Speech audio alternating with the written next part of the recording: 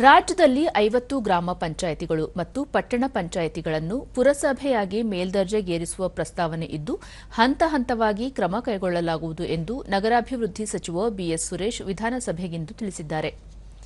ಪ್ರಶ್ನೋತ್ತರ ವೇಳೆಯಲ್ಲಿ ಶಾಸಕ ದಿನಕರ್ ಕೇಶವಶೆಟ್ಟಿ ಅವರ ಪ್ರಶ್ನೆಗೆ ಪೌರಾಡಳಿತ ಸಚಿವ ರಹೀಂ ಖಾನ್ ಅವರು ಉತ್ತರ ನೀಡುತ್ತಿದ್ದ ಸಂದರ್ಭದಲ್ಲಿ ಮಧ್ಯ ಪ್ರವೇಶಿಸಿದ ಅವರು 2011ರ ಜನಗಣತಿ ಪ್ರಕಾರ ಮೇಲ್ದರ್ಜೆಗೇರಿಸಲು ಅವಕಾಶವಿಲ್ಲ.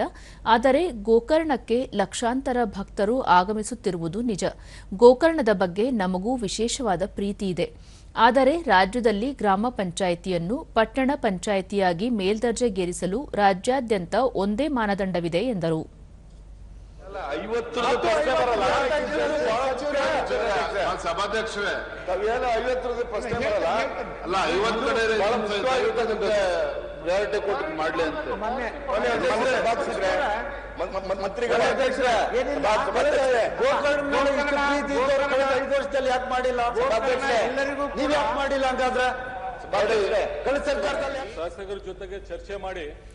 ಉತ್ತರ ಕನ್ನಡ ಜಿಲ್ಲೆಯ ಗೋಕರ್ಣ ಗ್ರಾಮ ಪಂಚಾಯಿತಿಯನ್ನು ಪಟ್ಟಣ ಪಂಚಾಯಿತಿಯನ್ನಾಗಿ ಮೊದಲ ಆದ್ಯತೆಯಲ್ಲಿಯೇ ಮೇಲ್ದರ್ಜೆಗೇರಿಸಲು ಗಮನ ಕೊಡಲಾಗುವುದು ಎಂದು ಪೌರಾಡಳಿತ ಸಚಿವ ರಹೀಂ ಖಾನ್ ತಿಳಿಸಿದರು.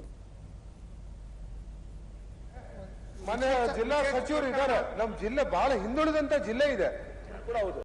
ಇದನ್ನ ಮೇಲ್ದರ್ಜೆಗೇರಿಸಲಿಕ್ಕೆ ಇನ್ನೇನೋ ಕಾನೂನಿನ ಬಿಜೆಪಿ ಶಾಸಕ ಸುನೀಲ್ ಕುಮಾರ್ ಮಾತನಾಡಿ, ಪ್ರವಾಸಿಗರು ಹೆಚ್ಚು ಆಗಮಿಸುವ ಪ್ರವಾಸಿ ತಾಣಗಳನ್ನು ಮೇಲ್ದರ್ಜೆಗೇರಿಸಲು ಮೊದಲ ಆದ್ಯತೆ ನೀಡಿ ಪರಿಗಣಿಸಿದರೆ ಸರ್ಕಾರಕ್ಕೂ ಗೌರವ ಬರುತ್ತದೆ ಎಂದರು.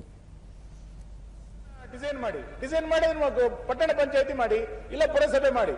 ಇಷ್ಟು ದೊಡ್ಡ ಕ್ಷೇತ್ರಕ್ಕೆ ನೀವು ಗ್ರಾಮ ಪಂಚಾಯತಿಯಾಗಿ ಇಟ್ಕೊಂಡು ಅದನ್ನ ಮುಂದುವರಿಸ್ತೀನಿ ಅಂತಂದ್ರೆ ನಿಮಗೂ ಗೌರವ ಬರಲ್ಲ. ಅದರಿಂದ ಪಟ್ಟಣ ಪಂಚಾಯತ್ ಕರೆದೀವಿ. ಅಖಿಲ ಸಭಾಧ್ಯಕ್ಷರೇ, ಬಿಜೆಪಿ ಶಾಸಕರಾದ ಪ್ರಭು ಚವ್ಹಾಣ್, ಭೈರತಿ ಬಸವರಾಜ್ ಮೊದಲಾದವರು ಧ್ವನಿ ಕೂಡಿಸಿ ಮಾತನಾಡಿದರು.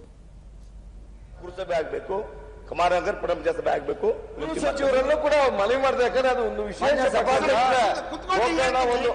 ಕೃಷಿ ಉತ್ಪನ್ನ ಮಾರುಕಟ್ಟೆಗಳಲ್ಲಿ 144.75 ಕೋಟಿ ರೂಪಾಯಿ ಮೊತ್ತದಲ್ಲಿ ಶೀತಲಗೃಹ ಮತ್ತು ಇನ್ನಿತರ ಮೂಲಸೌಕರ್ಯ ಕಾರ್ಯಗಳನ್ನು ಕೈಗೊಳ್ಳಲು ಆರ್ಥಿಕ ಇಲಾಖೆ ಅನುಮೋದನೆ ನೀಡಿದೆ ಎಂದು ಕೃಷಿ ಮಾರುಕಟ್ಟೆ ಸಚಿವ ಶಿವಾನಂದ ಎಸ್ ಪಾಟೀಲ್ ತಿಳಿಸಿದರು.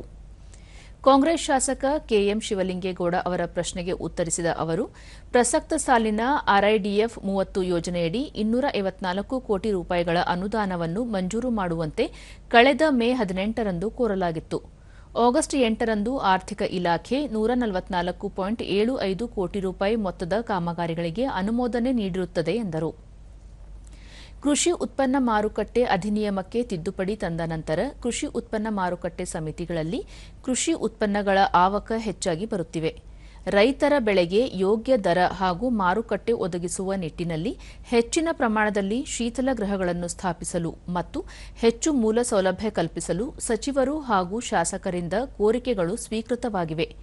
ಈ ಹಿನ್ನೆಲೆಯಲ್ಲಿ 2024-25ನೇ ಸಾಲಿನ ಆರ್ಐಡಿಎಫ್ 30 ಯೋಜನೆಯಡಿ 374.75 ಕೋಟಿ ರೂಪಾಯಿಗಳ ಹೆಚ್ಚುವರಿ ಅನುದಾನ ಮಂಜೂರು ಮಾಡುವಂತೆ ಆರ್ಥಿಕ ಇಲಾಖೆಯನ್ನು ಕೋರಲಾಗಿದೆ ಎಂದು ಹೇಳಿದರು.